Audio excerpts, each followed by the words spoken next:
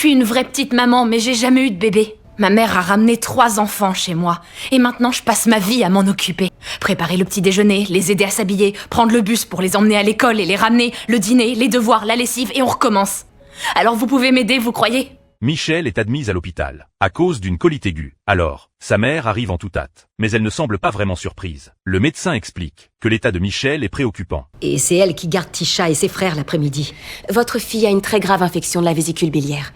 Elle nous a décrit des symptômes qui vont et viennent depuis un certain temps. Elle ne m'a jamais rien dit.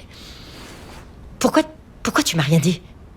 Soudain, Michelle ressent une vive douleur dans la poitrine. Son taux d'oxygène chute rapidement. Le médecin lui prescrit immédiatement un scanner thoracique. Ensuite, le médecin lui pose quelques questions. Vous avez demandé ça devant Tisha. On le fait avec mon copain, et j'ai pas envie de tomber enceinte, alors oui, je prends la pilule.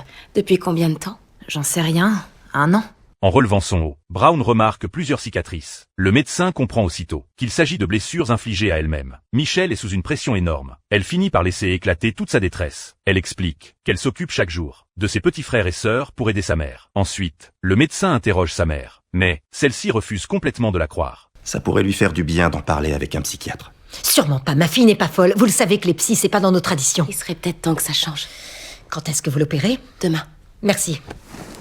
Finalement, Michelle accepte de se faire opérer. Mais, sa mère exige un autre médecin traitant. Michelle refuse. Pour elle, Brown est quelqu'un de profondément bienveillant. Elle veut que ce soit Brown qui réalise l'opération. En voyant cela, Brown la réconforte. Tu dois te faire opérer. Le plus important, c'est ça, pas de savoir si c'est moi qui vais le faire.